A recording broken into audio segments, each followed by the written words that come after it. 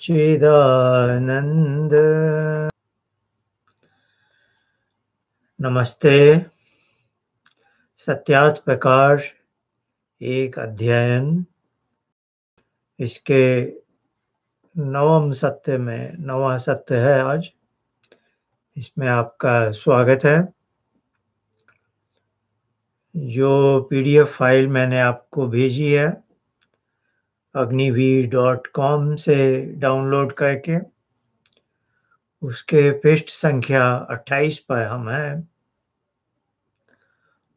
और PDF file का पृष्ठ संख्या 20 बता रहा है। पिछली बार हमने प्रथम समुल्लास के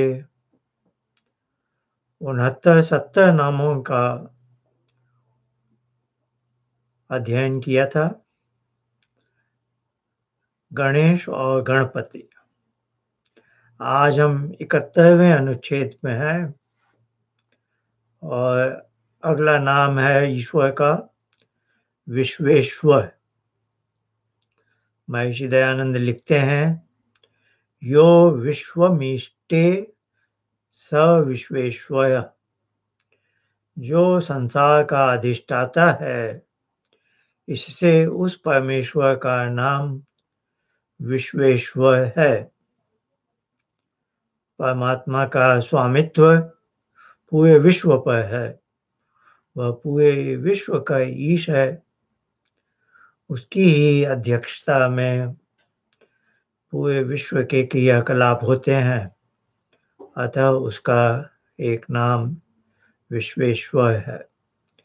72वां अनुच्छेद पढ़ते हैं।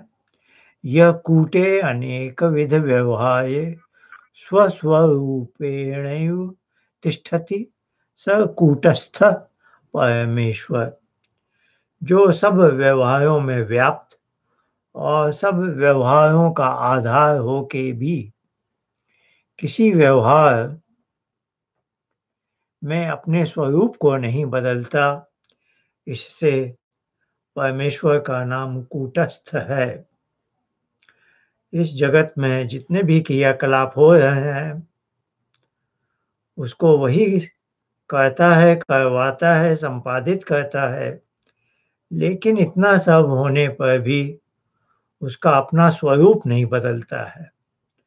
वह अपने कूट में जैसे स्थित बना रहता है, जैसा उसका स्वरूप है वह नहीं बदलता, इसलिए उसका नाम कूटस्थ है। आइए 73 और 74 देखते हैं।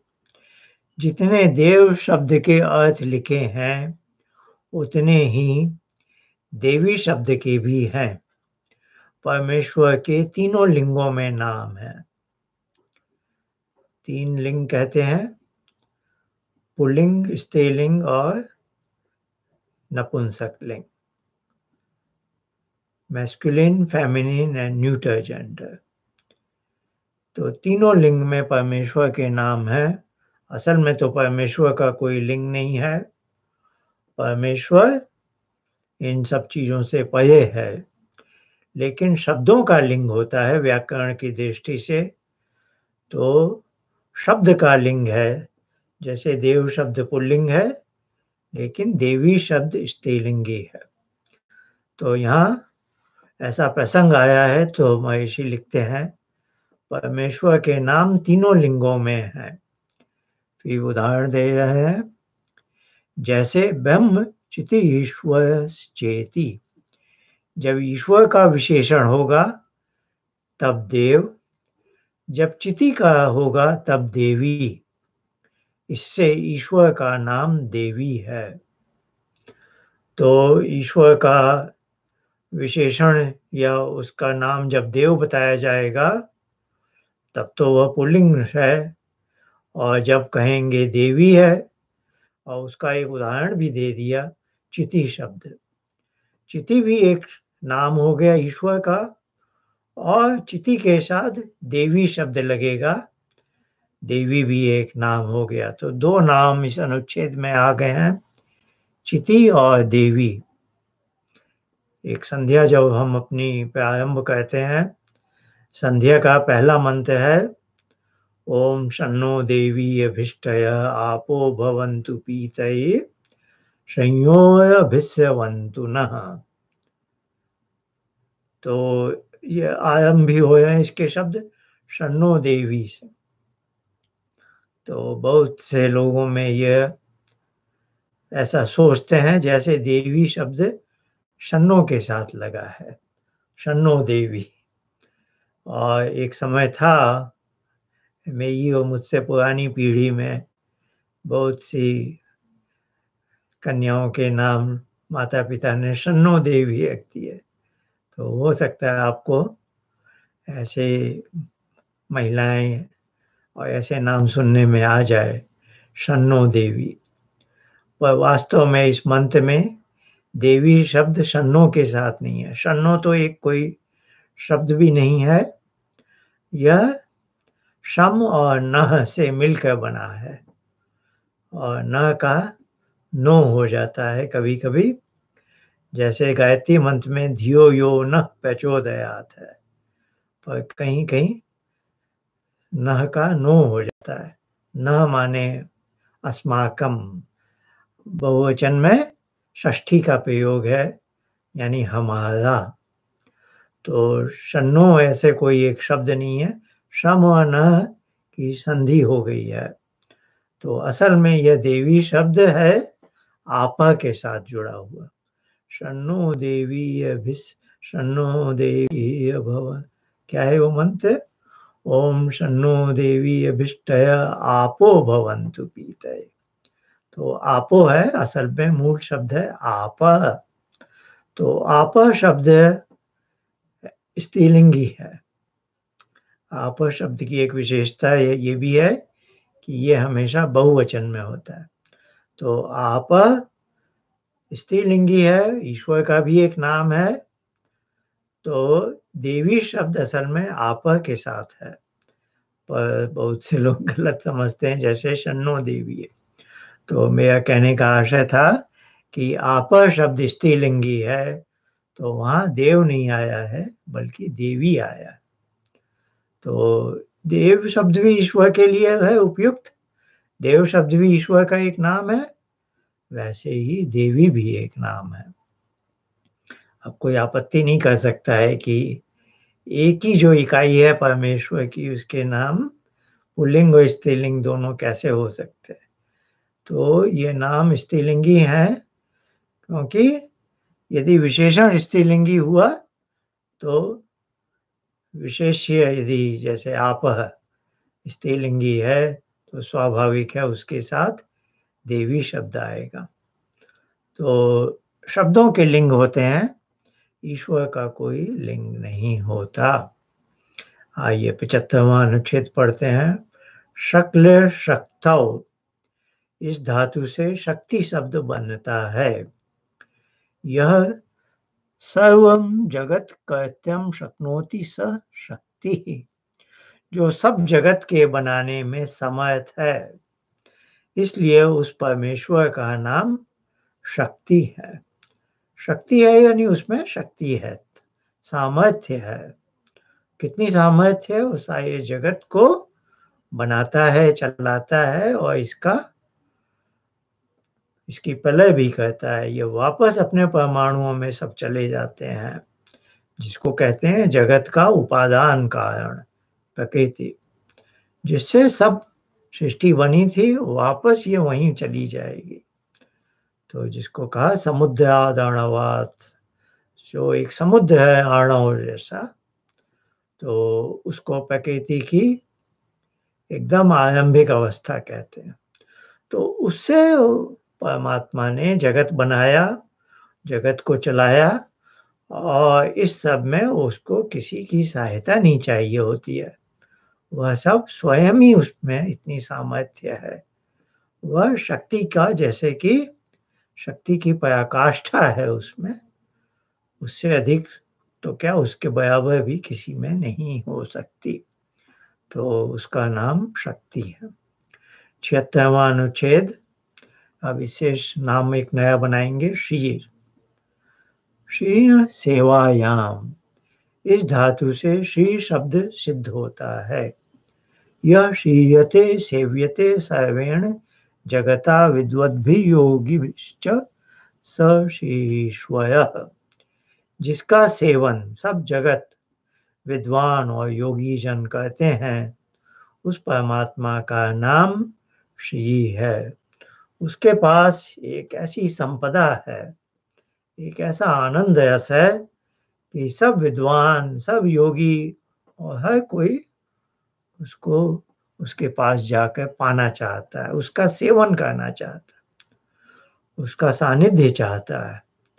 तो हमें भी थोड़ी वो श्री मिल जाती। तो यह शब्द तो ऐसा है जो हमारी भाषा में लोगों के नाम के आगे आदर के भाव जताने के लिए, आदर युक्त स्मरण करने के लिए श्रीमान, श्रीमती ऐसे हम कहते हैं। अस्तु अस्तु, असल में तो श्री वो परमेश्वर है जिसके पास सारी संपदा है, भौतिकी नहीं, आनंद की भी, विज्ञान की भी, सारा ज्ञान भी उसके पास है, सारी शक्ति सामर्थ्य भी है, सारी चीजों का वही स्वामी है। ईशावास्यमिदं सर्वम, तो इस जगत का वह स्वामी है, सारा ज्ञान है उसके पास, और उसके पास वो तो आनंद स्वरूप है। तो ये सब चीजें हम सब श्रेष्ठ लोग चाहते हैं। तो श्रेष्ठता पाने के लिए हम उसकी सानिध्य में जाना चाहते हैं। 77वां अनुच्छेद, लक्ष्य दर्शनांक नयोः। अब लक्ष्मी शब्द बता रहे हैं, वो भी ईश्वर का वाचक है। ये धातु बताया, फिर कहा इस धातु से लक्ष्मी शब्द सिद्ध होता है। यो लक्षयति पश्यत्यंकते चिन्हयति चयाचयं जगत अथवा वेदे आपते योगिभिश्च यो लक्ष्यते स लक्ष्मी सर्वप्रियेश्वरः। जो सब जगत चराचर जगत को देखता, चिन्हित अर्थात दृश्य बनाता, जैसे शरीर के नेत्र नासिकादि और वृक्ष के पत्र पुष्प फल मूल पृथ्वी जल के कृष्ण रक्त श्वेत मृत्तिका पाषाण चंद्र सूर्य आदि चिन्ह बनाता तथा सबको देखता, सब शोभाओं की शोभा, और जो वेदादि शास्त्र या धार्मिक विद्वान योगियों का लक्ष्य अर्थात देखने योग्य है, इससे उस परमेश्वर का नाम लक्ष्मी है। लक्ष्य धातु क्या है? दर्शन और अंक नयो, यानी सब चीजों को दिखा सके। तो जैसे भी चीजें हमें दिखती हैं इस जगत की, क्योंकि वो एक विशेष प्रकार की हैं इसलिए हमें दिखती हैं। मिट्टी है, पेड़ है, पत्ते हैं, फूल हैं, वो एक विशेष प्रकार की हैं। सूर्य, चंद्रमा, पृथ्वी, ये सब चीजें हमें दिखाई देती हैं क्योंकि उनका एक अपना अनोखा ढंग है, जैसे उसे हम लक्षित कर सकते हैं, देख सकते हैं, नहीं तो हम उन्हें नहीं पहचान पाते। और वह परमात्मा भी ऐसा ही है जो धार्मिक विद्वान योगियों का लक्ष्य है अर्थात देखने योग्य है। इससे उस परमेश्वर का नाम लक्ष्मी है। जो देखने योग्य, पाने योग्य है, वो लक्ष्मी है। बोलचाल में धन संपदा, भौतिक धन और संपदा को लक्ष्मी कहते हैं, लेकिन यहाँ पर बहुत व्यापक अर्थ बताया जो परमेश्वर के ऊपर लागू होता है। अब 78वें अनुच्छेद में देखते हैं, एक अगला नया नाम आने वाला है जो बहुत परिचित है, सरस्वती। उसकी धातु बता रहे हैं, सी घतौ। इस धातु से सरस, उससे मतुप, मतुप प्रत्यय होता है जो मान और वान पुल्लिंग में, जैसे कहा बुद्धिमान, धनवान, वैसे। और फिर उस पर गी प्रत्यय, गी प्रत्यय है स्त्रीलिंगी, जैसे लड़का है पुल्लिंग तो लड़की, तो जो अंत में ईकार हो गया, लड़का का आकार का ईकार हो गया, तो व्याकरण में बोलते हैं गी प्रत्यय लगाया है। तो सयस श्री गतव इस धातु से बना सयस, उससे मतुप किया तो सयस्वान होता, लेकिन स्त्रीलिंगी में है तो गी किया तो सरस्वती होगा। तो फिर से पढ़ रहा हूँ, श्री गतव इस धातु से सयस, उससे मतुप और गी प्रत्यय होने से सरस्वती शब्द सिद्ध होता है।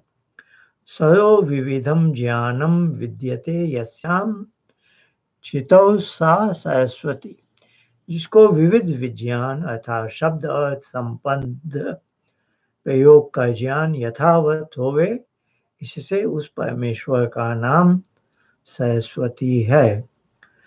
ये ज्ञान की ऐसे भी बोलचाल में हिंदू समाज में सरस्वती विद्या की देवी मानी जाती है, और अभी पिछला जो नाम था लक्ष्मी और धन की देवी मानी जाती है। पर यहाँ हमें महर्षि बता रहे हैं उन शब्दों का मूल अर्थ जो अक्षरशः ईश्वर पर लागू होता है। तो इस 78वें अनुच्छेद में हमने देखा, जिसको विविध विज्ञान, जिसमें शब्द अर्थ और संबंध का भी यानी भाषा का भी है ज्ञान, यथावत होवे, इससे उस परमेश्वर का नाम सरस्वती है। और ये तो स्त्रीलिंगी शब्द है ये, तो सरस्वती के साथ कोई बोलेगा तो देवी बोलेगा।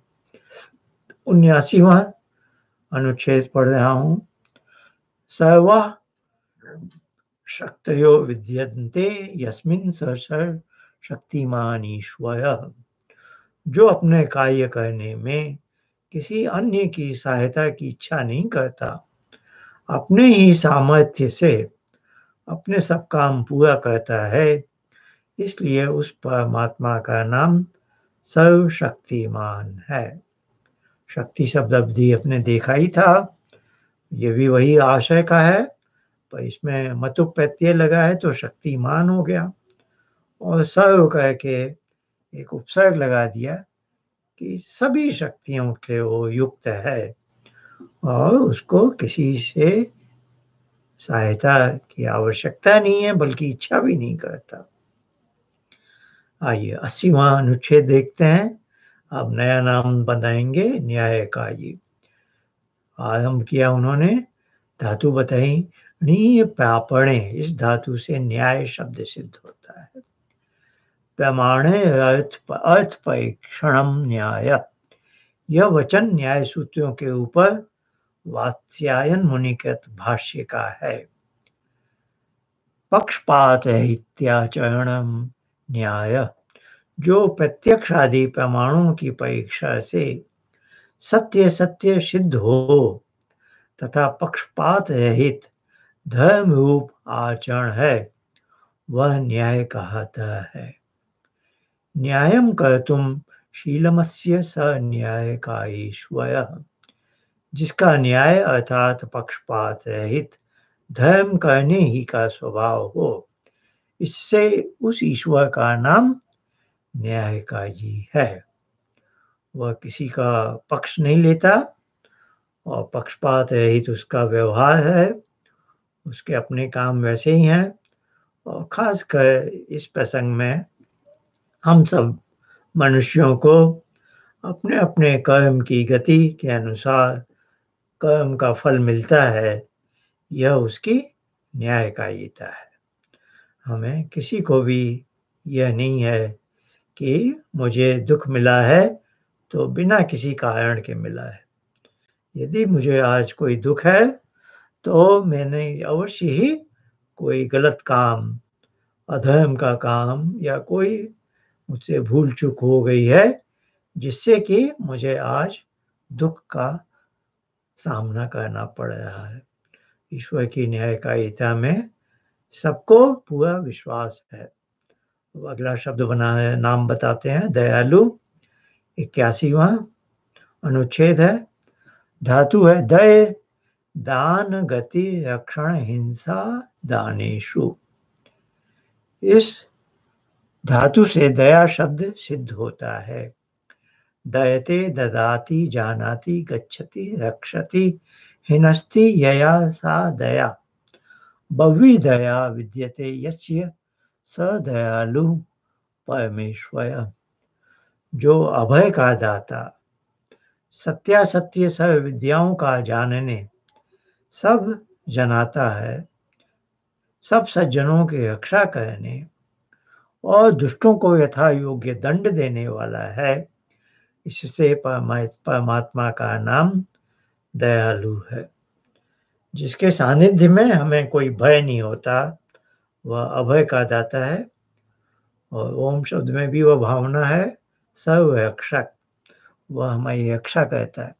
सत्यासत्य सब विद्याओं को जनाता है, विद्या भी हमें देता है, सब सज्जनों को रक्षा करने और दुष्टों को, हिंसा शब्द भी आया है, यानी दुष्टों को दंड भी देता है।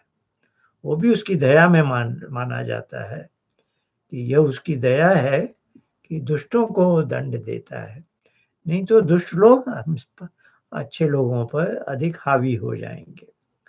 तो दुष्टों को दंड देना भी दया में माना जाता है।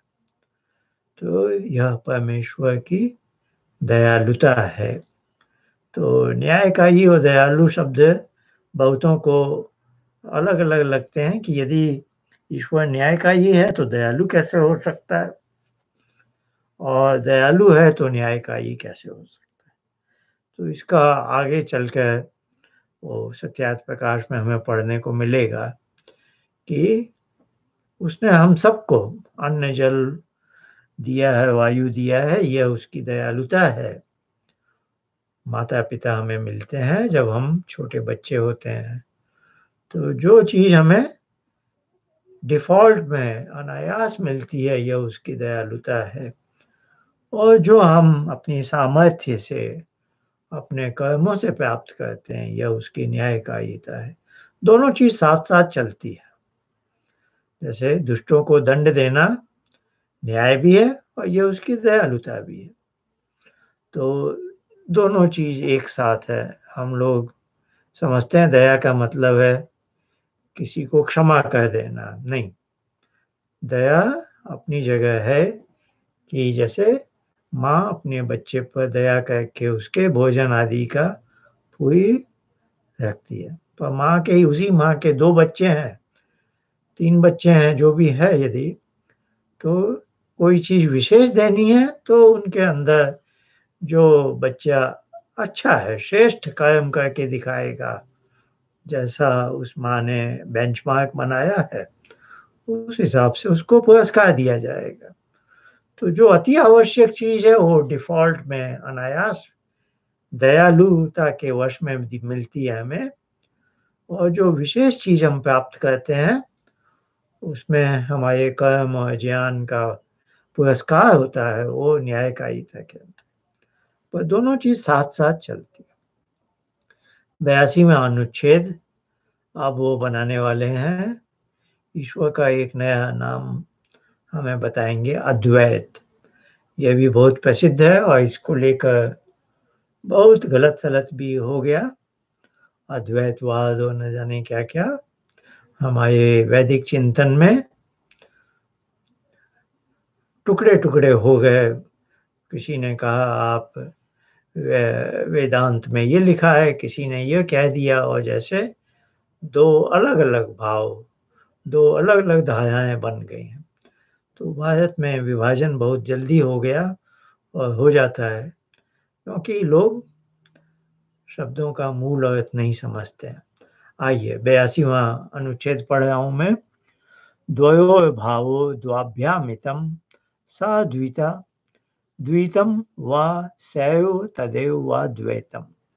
न विद्यते द्वैतं द्वितीयेष्वयभावो यस्मिन् तद् अद्वैतम्। अर्थात सजातीय विजातीय स्वगत भेद शून्यम ब्रह्म, 2 का होना व दोनों से युक्त होना, वह द्विता या द्वित अथवा द्वैत से रहित है। कई युग्म होते हैं जो 2 चीज एक साथ जुड़ी होती है, जैसे पानी है, जल है। एक रसायन शास्त्री कहेगा इसमें हाइड्रोजन और ऑक्सीजन के एटम जुड़े हुए हैं, इसको H2O बोलते हैं। तो जल की हर बूंद में जो मॉलिक्यूल है जल का, वह H हाइड्रोजन और ऑक्सीजन उसमें जुड़े हुए हैं, तो दोनों से वो युक्त है और उससे हाइड्रोजन और ऑक्सीजन से मिलकर H2O बना है, जल बना है। परमात्मा ऐसे कोई किसी दो चीज से जुड़कर नहीं बना है कि उसे कहें कि दो से युक्त होकर वो बना है ना। तो वो इस तरह से द्वैत से रहित है। और भी इसकी परिभाषा बताई, सजातीय, जैसे मनुष्य का सजातीय दूसरा मनुष्य होता है। तो हमने कहा कोई एक व्यक्ति बहुत अच्छा खिलाड़ी है, समझिए हॉकी में अच्छा खिलाड़ी है, तो एक दूसरा मनुष्य भी है, वो भी हॉकी में अच्छा खिलाड़ी है, थोड़ा 19-20 होगा अंतर। तो वहाँ भी ठीक है, एक खिलाड़ी बहुत विशेष है पर दूसरा उससे थोड़ा कम है, यह हो गया सजातीय, उसके जैसा ही। और कभी-कभी विजातीय भी हो सकते हैं, कोई कहे ये बहुत तेज दौड़ता है, अच्छा धावक है, पर हिरण भी बहुत तेज दौड़ते हैं, वो हो गए विजातीय, तो वो भी उसका मुकाबला कर लेगा। तो हॉकी खेलने के दो खिलाड़ी हैं, ये सजातीय है, लगभग बराबर जैसे, एक जैसे। एक कोई बहुत ही अनोखा हो ऐसा होता नहीं है, आज है तो थोड़े दिनों बाद एक दूसरा भी अनोखा पैदा हो जाएगा। और एक धावक बहुत तेज है मनुष्य, लेकिन हिरण है, चीता है, बहुत से पशु हैं, वो और भी तेज है शायद, या वो बराबर के हैं। तो ये विजातीय हो गया कि ये यहाँ भी दो जैसे हैं, एक अकेला कोई नहीं होता, हर चीज का मुकाबला करने वाले दूसरे कोई प्रतिद्वंदी निकल ही आते हैं। और ईश्वर के साथ ये सब लागू नहीं होता, वही बात हमें समझा रहे हैं। सजातीय जैसे मनुष्य का सजातीय दूसरा मनुष्य होता है, विजातीय जैसे मनुष्य से भिन्न जाति वाला वृक्ष, पाषाण आदि पशु भी आ गया। अब यहाँ जाति शब्द का वो अलग अर्थ ले रहे हैं, वो मैं थोड़ा अभी बाद में बताऊंगा। स्वगत अर्थात जैसे शरीर में आंख, नाक, कान आदि अवयवों का भेद है, वैसे दूसरे स्वजाति ईश्वर, विजाति ईश्वर व अपने आत्मा में तत्वांतर वस्तुओं से रहित एक परमेश्वर है। इससे परमात्मा का नाम अद्वैत है। कहने का अर्थ है परमात्मा अपने आप में एक है, उसमें द्वित्व का भाव आ ही नहीं सकता, न ही उसके जैसा परमेश्वर जैसा ही एक दूसरा परमेश्वर है, सजाती हो नहीं सकता, विजाती भी नहीं हो सकता कि कोई और ही चीज एक ऐसी अनोखी है जो ईश्वर का मुकाबला करती हो बराबरी में, वैसा भी विजाती ही नहीं है। और फिर उन्होंने कहा स्वगत, स्वगत में जैसे एक गर्भवती महिला है, उसकी गर्भ में एक बच्चा है, तो अब वो एक पुरुष है या दो? पुरुष शब्द में यहाँ जो हमने कहा आत्म तत्व के रूप में ले रहा हूँ, एक आदमी के रूप में नहीं, मेल ह्यूमन बीइंग के रूप में नहीं। तो महिला एक व्यक्ति है, या आप कहेंगे दो है, क्योंकि उसके गर्भ में एक बच्चा भी है। तो वो हो गया स्वगत जैसा कि वो एक है लेकिन उसके अंदर भी एक है, तो वहाँ भी एक तरह का द्वित्व आ गया। तो ऐसा परमात्मा के साथ नहीं है, परमात्मा में किसी भी तरह का कोई द्वित्व, डुअलिटी नहीं हो सकती, यह उसका अर्थ है शब्द का अद्वैत। लेकिन खींचातानी हो गई हमारे देश में, बाल की खाल निकालने में, जब वेद से हम लोग दूर हो गए भारत में, तो एक अद्वैतवाद निकल आया। अब उनका अद्वैतवाद का क्या कहना है कि सारे जगत में एक ही चीज है, ईश्वर।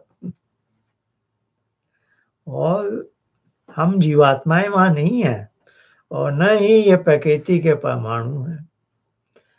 केवल जो ईश्वर है वही है। तो वो कुछ अति में चले गए। तो हमारा वैदिक चिंतन तो है कि ईश्वर सृष्टि को बनाता है, परमाणुओं से बनाता है, प्रकृति के उस उपादान कारण जो भी तत्व हैं उनसे बनाता है, और इसका भोग कहते हैं हम लोग, जो इतनी सारी असंख्य जीवात्माएं हैं। और भोग के साथ साथ सृष्टि में मनुष्य के रूप में हम चाहें तो इस जन्म मरण से अलग भी होकर मोक्ष को प्राप्त कर सकते हैं। अपवर्ग कहते हैं, मुक्ति कहते हैं उसको। तो ये सृष्टि का उद्देश्य पतंजलि ने योग दर्शन में लिखा, भोगापवर्गार्थम। भोग और अपवर्ग दोनों ही हैं। तो 3 इकाइयां हैं जो अनादि हैं, जिनका कोई कारण नहीं है होने का, जो केवल कारण है, कार्य नहीं है किसी। बाकी जितनी जगत में चीजें हैं वो अपने आप में कार्य मानी जाती है, यानी इफेक्ट है। हर इफेक्ट के कॉज होते हैं, कार्य का कारण होता है। लेकिन ये जो 3 इकाइयां हैं, ईश्वर, जीवात्माएं और प्रकृति, इनका कोई कारण नहीं है। They are causeless. तो वे अपने आप में उनकी स्थिति है, उनका अस्तित्व है। उनका अस्तित्व क्यों है, कैसे है, ये हम नहीं पूछ सकते, क्योंकि इन 3 में से एक भी कम हो, जैसे ईश्वर नहीं हो तो ये सृष्टि कैसे बनती। यदि प्रकृति नहीं है तो ईश्वर से कैसे बनेगा। जैसे बिना ईंटों के मकान, सीमेंट के, बालू के मकान कैसे बन सकता है। बिना लकड़ी के कुर्सी कैसे बन सकती है। खाली बढ़ई अकेला है तो कैसे कुर्सी बनाएगा। बढ़ई भी चाहिए बनाने वाला, लकड़ी भी चाहिए जिससे वो कुर्सी बना सके, और कोई व्यक्ति हो जिसके लिए बनानी है। यदि किसी को भी नहीं चाहिए तो बढ़ई कुर्सी क्यों बनाएगा। तो वैसे ही बढ़ई ने लकड़ी से कुर्सी बनाई किसी के उपभोग के लिए। वैसे ही ईश्वर ने सृष्टि बनाई प्रकृति के परमाणुओं से, हम जीवात्माओं के भोग और अपवर्ग के लिए। तो अद्वैत शब्द का असली अर्थ यहाँ पे आ गया। इसको गलत समझने से बहुत हमारा हानि हुई। यह देश 2000 साल एकदम निष्क्रिय हो गया। जब केवल ईश्वर ही ईश्वर है तो क्या करना, मुझे क्या करना। ईश्वर चला है, ईश्वर से चला है, अपने आप ये हो रहा है। तो इतना हाल खराब हो गया, विदेशी आ गए हमारे ऊपर, और 2000 साल से हमारा विनाश ही होता है। तो एक चीज में हम समझने में भूल कर जाएं तो पूरे व्यक्ति का, समाज का, राष्ट्र का बड़ी बुरी तरह से पतन हो जाता है। आइए 83वां अनुच्छेद पढ़ते हैं। अब नया नाम बनाएंगे निगुण, निर्गुण, और उसके आगे बनाएंगे शायद सगुण। तो 83वां अनुच्छेद है, गणयन्ते ये ते गुणा, ये गणयन्ति ते गुणा, यो गुणेभ्यो निगतः स निर्गुण ईश्वर। जितने सत्व, तम, रूप, रस, स्पर्श, गंधादि जड़ के गुण, अविद्या, अल्पज्ञता, राग, द्वेष और अविद्यादि क्लेश जीव के गुण हैं, उनसे जो पृथक है, इनमें अशब्दम, स्पर्शम, अरूपम, अव्ययम इत्यादि उपनिषदों का प्रमाण है। जो शब्द, स्पर्श, रूपादि गुण रहित है, इससे परमात्मा का नाम निर्गुण है। निर्गुण, नहीं ये उपसर्ग है निषेध के अर्थ में, कि परमात्मा एक ऐसी इकाई है जिसका कोई गुण नहीं है। अब यहाँ कोई चकरा भी जाएगा, क्योंकि हमने ये पूरा प्रथम समुल्लास आरंभ भी हुआ है कि ईश्वर के गुण कर्म स्वभाव है, और उन गुण कर्म स्वभावों के द्योतक हैं इतने सारे नाम। अब यह एक कैसा नाम है निर्गुण, जो कह रहा है कि ईश्वर के गुण ही नहीं है। तो ये थोड़ी बात समझने की है, क्योंकि गुण शब्द हमारे दर्शन में दार्शनिक शब्द है। यह जो प्रकृति है उसको कहते हैं त्रिगुणात्मक। पर यहाँ गुण शब्द वो नहीं है कि गुण और गुणी, है ना, जैसे नाउन और एडजेक्टिव। नाउन क्या है? संज्ञा शब्द। और एडजेक्टिव क्या है? विशेषण शब्द। तो एक चीज होती है विशेष्य, उसके विशेषण होते हैं। इसको कहते हैं गुणी, इसको कहते हैं गुण। वस्तु को कहते हैं गुणी और उसके जो विशेषण है उसको कहते हैं गुण। इसको कहते हैं धर्मी, इसको कहते हैं धर्म। एक वस्तु है, उसके विभिन्न धर्म है। जैसे लकड़ी का धर्म है पानी पर तैरना, पानी में डूबेगी नहीं। तो लकड़ी का टुकड़ा जो है वो धर्मी हो गया, और उसका धर्म क्या है या गुण क्या है? पानी में तैरना।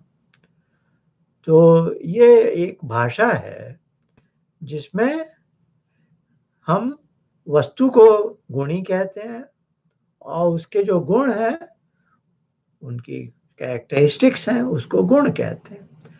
ये बोलचाल में ये शब्दों हम प्रयोग करते हैं। पर यहाँ दार्शनिक शब्द है गुण, जिसमें प्रकृति के जो सांख्य का क्या वचन है, सत्व रजस तमस साम्यावस्था प्रकृति। तो प्रकृति के त्रिगुणात्मक बताया, सत्व गुण, रजोगुण, तमोगुण है। अब ये गुण वैसा नहीं है कि प्रकृति गुणी है और इसके 3 गुण है। ये उसके गुण, ये एक पारिभाषिक शब्द है। ये पारिभाषिक शब्द है, उस दृष्टि से ये निर्गुण शब्द आया है। अब जैसे व्याकरण में भी गुण शब्द है। अष्टाध्यायी शुरू होती है विद्या आदेश अधेंग गुण, अद और एंग। अब मैं ज्यादा उसमें नहीं जा रहा, ये प्रत्याहार सूत्र हैं ए ओंग।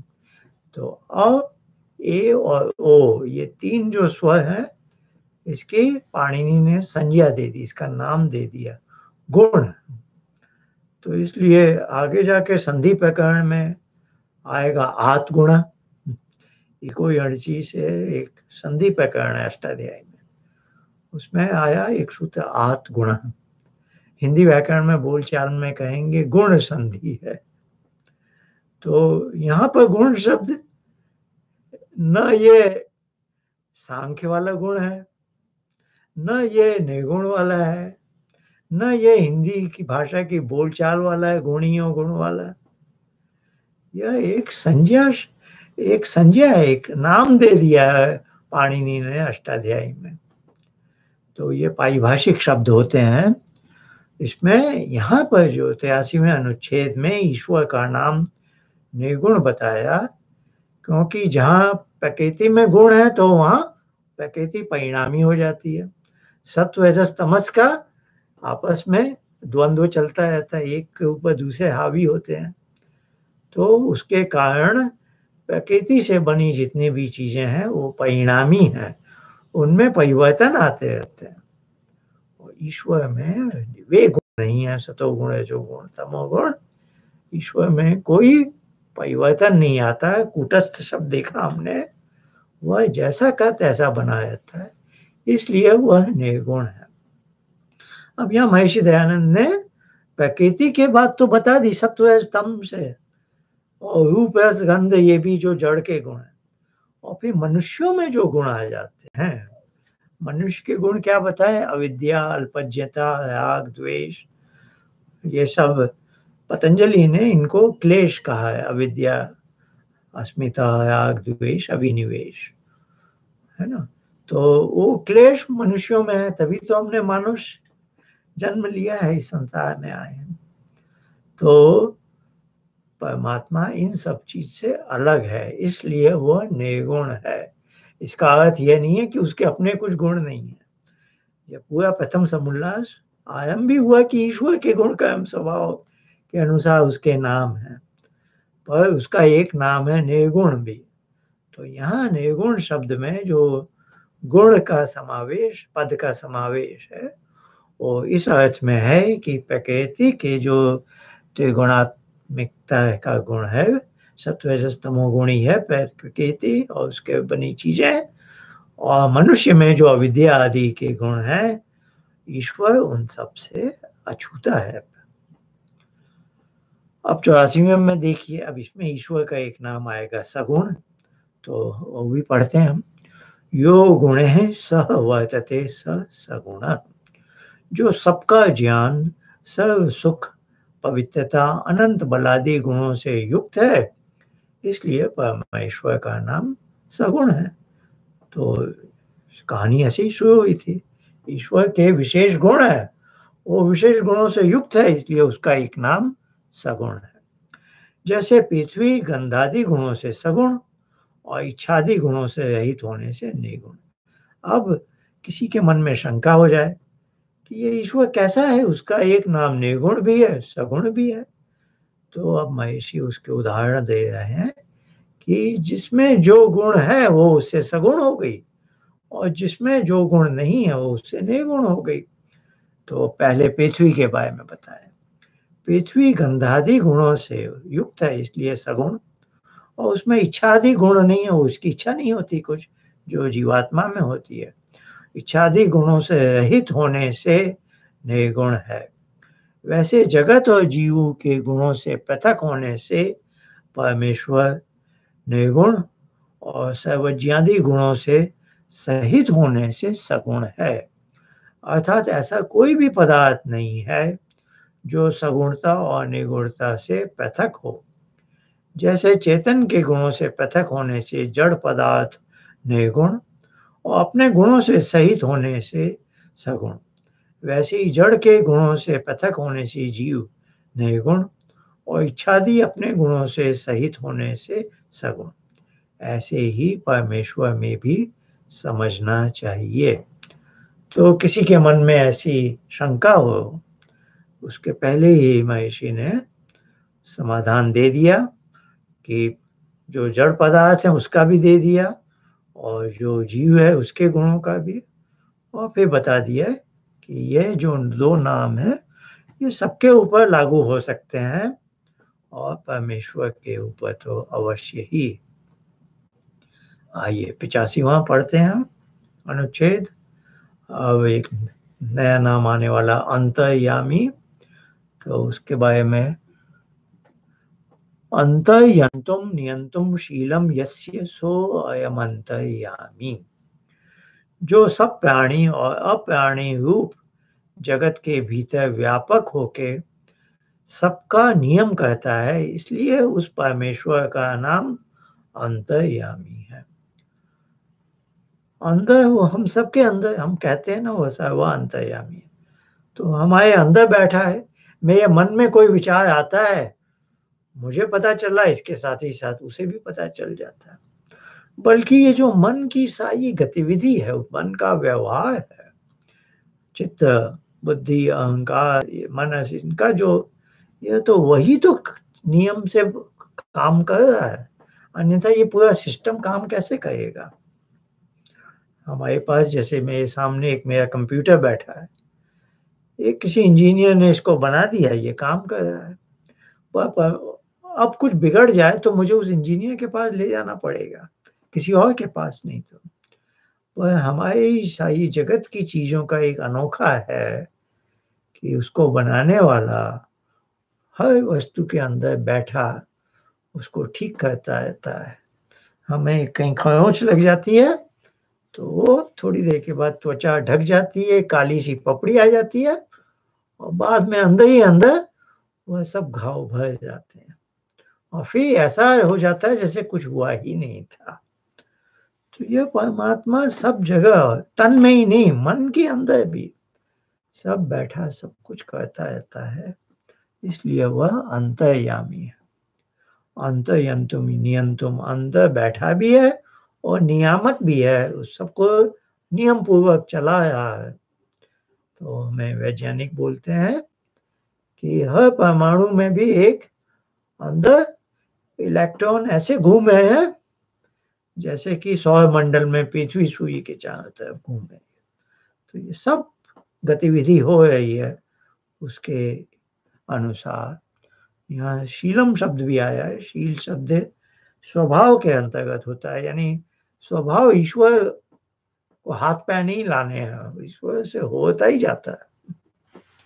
तो पतंजलि ने भी प्रकृति के बारे में, दृश्य जगत के बारे में कहा तो प्रकाश क्रिया स्थिति शीलम, यानी प्रकृति से सब जगत बना है तो इसका अंदर का स्वभाव है। इसलिए हम त्रिगुणात्मक जब बोलते हैं तो वैसा गुणी का गुण नहीं है वो। प्रकाश क्रिया स्थिति, सतोगुण रजोगुण तमोगुण के उन्होंने 3 अलग नाम दे दिए है। प्रकाश क्रिया और स्थिति, ये उसका शील है, प्रकृति का वो स्वभाव है। तो उस ढंग से यहाँ शील शब्द आया है। आइए 86वां अनुच्छेद पढ़ते हैं। यो धर्मे राजते स धर्मराज। परमात्मा का एक नाम धर्मराज है, बता रहे हैं कैसे।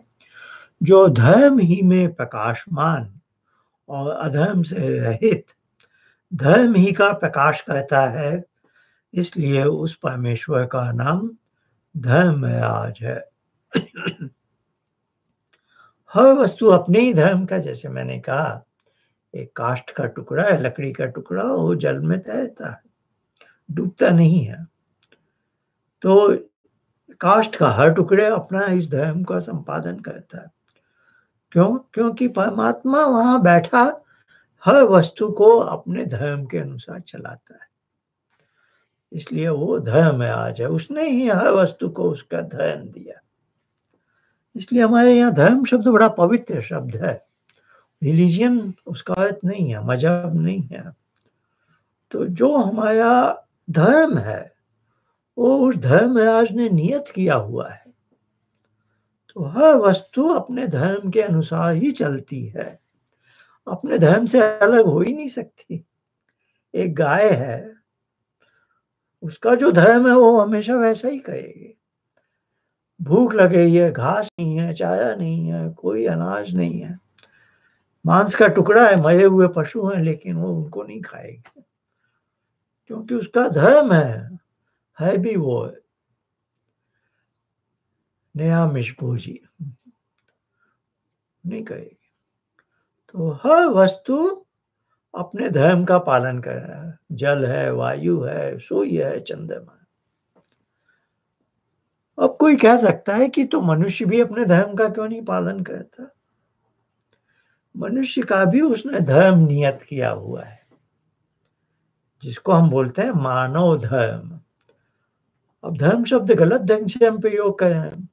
ईसाई धर्म, इस्लाम धर्म, हिंदू धर्म ऐसे ऐसे, ये धर्म नहीं है, ये मजहब है, संप्रदाय है, रिलीजियन है, पंथ है, कह लीजिए आप। भारत के संविधान में भी सेकुलर शब्द का अनुवाद धर्मनिरपेक्ष नहीं किया गया, पंथ निरपेक्ष किया गया। क्योंकि जहां मनुष्य है वहां मानव धर्म की तो हमेशा विजय होगी, और जब मानव धर्म नष्ट हो जाएगा, मानव समाज नष्ट हो जाएगा। तो मानव धर्म सार्वभौमिक चीजें हैं। पतंजलि ने यम के बाद क्या लिखा? अहिंसा सत्य अस्तेय ब्रह्मचर्य अपरिग्रह सार्वभौम। ये सार्वभौमिक है। अहिंसा, सत्य, किसी को दुख न देना। जब हमने इनसे तिलांजलि दे दी इनकी, तो धर्म नष्ट हो जाएगा। उसके बिना संसार, मनुष्य समाज नहीं चल सकता। फिर कोई प्रश्न उठा रहा है, उठा सकता है, यदि हर वस्तु अपने धर्म के अनुसार ही चलती है तो मनुष्य भी क्यों नहीं चलता? ईश्वर ने यहाँ क्यों गड़बड़ कर दी? नहीं, ईश्वर ने गड़बड़ नहीं की। मनुष्य का भी एक धर्म नियत किया, लेकिन मनुष्य को छूट दे दी है कि तुम चाहो तो जानते हुए भी कि क्या धर्म है, तुम चाहो तो अपने धर्म का पालन करो, ना चाहो तो मत करो, उसका उल्टा करो या कुछ भी ना करो। अकेले बैठे हैं आलसी की तरह, ना धर्म ना धर्म। अधर्म तो हो गया धर्म का उल्टा। और एक अजीब तीसरी चीज है, ना धर्म करना ना अधर्म करना। लेकिन हमारे शास्त्रों में धर्म को धर्म का, अधर्म को अधर्म का और कुछ न करने को भी अधर्म बोला गया। तो पतंजलि योग दर्शन में आप देखेंगे तो पुण्य और पाप नहीं लिखा है, पुण्य और अपुण्य। अपुण्य में पाप भी आ गया और जो पुण्य रहित खाली बैठे हैं, कुछ न कहना, उसको भी अपुण्य में डाल दिया गया। तो प्रश्न था, मनुष्य को ऐसी क्या बात हो गई कि ईश्वर ने ऐसा नहीं बनाया कि वो भी अपने धर्म का ही पालन करता है, जैसे हर पशु, हर वस्तुएं अपने धर्म का पालन करती हैं। पर आप सोचिए, यदि वैसा होता तो मनुष्य भी एक अलग पशु ही बन जाता। तो परमात्मा ने सृष्टि भोग और उपभोग के लिए बनाई है। तो मनुष्य जाति एक ऐसी जाति है जिसमें हमें भोग भी करना और हम उपभोग के लिए भी कर सकते हैं। अब उपभोग एक विशेष पुरस्कार है मुक्ति मोक्ष का, जहां कोई दुख नहीं होना। तो वह उसी को दिया जाएगा जो विशेष है, जो कुछ करके दिखाएंगे कि मैं उसका पात्र हूं। तो इसलिए वहां यह स्वतंत्रता भी देनी आवश्यक है कि पहचान हो सके कौन उस विशेष पद का पात्र है।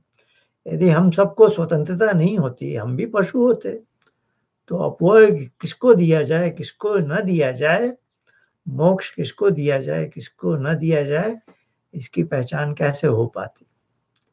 तो इसलिए वह उसके धर्म आज होने में कोई बाधा नहीं आ रही है। उसने मनुष्य भी बनाए हैं, मानव धर्म की व्याख्या भी है। धर्म जिज्ञासमानानां प्रमाणम परमं श्रुति, मनु ने ऐसा लिखा है, मतलब वेद से हमें अपना धर्म पता चल जाता है। और वेद न भी पढ़े हों तो हमें अंदर की एक ध्वनि जो वही है, अंतर्यामी अंदर बैठा है। यदि आगे आएगा 7वें 8वें समोल्लास में कि जब भी हम कोई अधर्म करने को उद्यत होते हैं, गलत का, तो शंका, भय और लज्जा का भाव उत्पन्न होता है अंदर से, जैसे वह परमात्मा हमें चेतावनी दे रहा। वो हमें धर्म भी बताता है और हम अधर्म की ओर जाने को थोड़ा सा भी सोचते हैं तो अंदर एक भाव होता है कि नहीं, ये ठीक नहीं है, शंका होने लगती है। फिर भय भी होता है, कोई देख तो नहीं है। फिर लज्जा का भी भाव है, यदि मैं पकड़ा गया तो सबके सामने क्या होगी मेरी गति। तो ईश्वर हमें सब कुछ देता है और उसकी सामर्थ्य है, वो चाहता तो हमें भी ऐसा बना देता कि हम सब अपने मनुष्य धर्म का पालन करते, लेकिन तब भी हम भी एक पशु बन जाते। और फिर अपवर्ग किसको मिले, किसको मुक्ति मिले, इसका कैसे निश्चय होता। तो ईश्वर की ये सारी व्यवस्था बहुत अच्छी है, सोच समझ कर है, और उसके धर्म आज बनने में किसी भी तरह की कोई बाधा नहीं है। चलिए, मैं देख रहा हूँ कि हम, या तो मैं बहुत जल्दी जल्दी करके,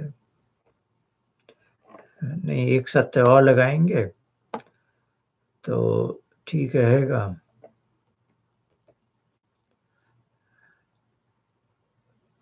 अभी कुछ नाम भी बचे हैं और कुछ बातें भी बची हैं।